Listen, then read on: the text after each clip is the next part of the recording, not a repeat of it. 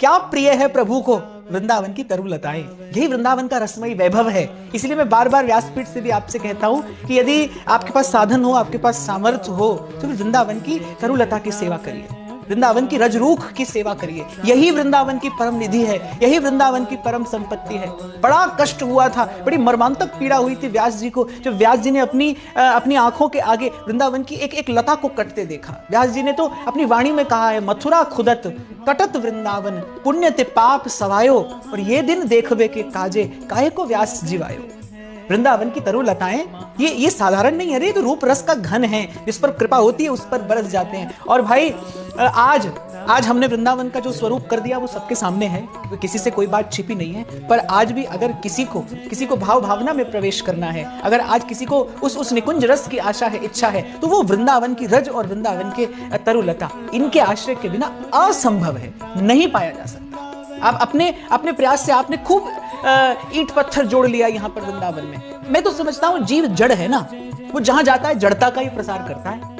जीव क्या है? जड़ है, जड़ बुद्धि है, जड़ वृत्ति है। वो जहां जाता है जड़ता का ही प्रसार करता है। और जड़ता में भी जड़ता क्या है?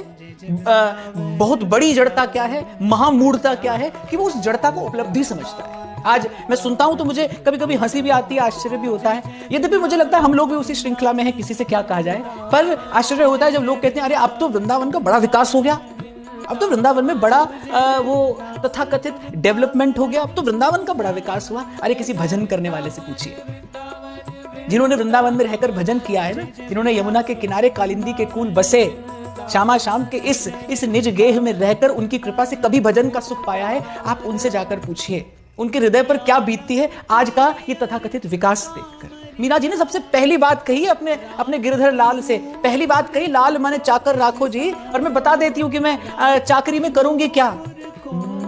चाकर रहसू बाग लगासू, नित उठ दर्शन पासू।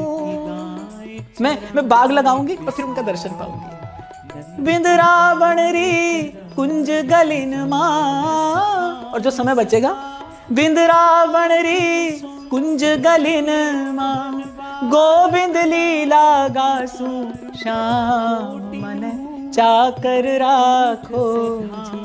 अरे वृंदावन की रहनी का सुख देखना है तो फिर वहीं देखा जा सकता है, वहीं अनुभव किया जा सकता है, वहीं कुंज निकुंज की भाव भावना का उद्दीपन किया जा सकता है, कराया जा सकता है, जहां पर वृंदावन के तरुलता हो, जहां वृंदावन की रज हो, वृंदावन के रूख हो।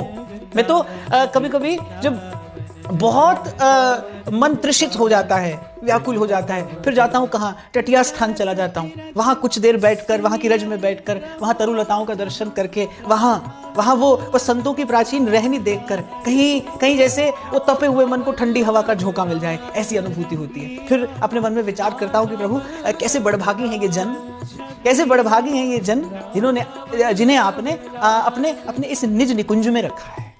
कभी आपको अवसर मिले तो इस विषय पर विचार अवश्य करिएगा। और मैं तो आपको यही कहूंगा कि अगर आप समर्थ हो तो प्रयास भी अवश्य करिएगा कि आज वृंदावन के तरुलता की सेवा हो। बड़ी आवश्यकता है, वृंदावन के इस स्वरूप को सुरक्षित रखने की बड़ी आवश्यकता है। हमें तो फिर भी किंचित छटा दिखाई पड़ती है, पर मुझे लगता है कि जिस गति से हम बढ़ रहे हैं, अब ये तो प्रभु जाने विकास हो रहा है कि ह्रास हो रहा है, पर जिस गति से हम बढ़ रहे हैं, मुझे लगता है कि कहाँ रहकर भजन करेंगे। अरे यहाँ भजन के लिए चाहिए क्या?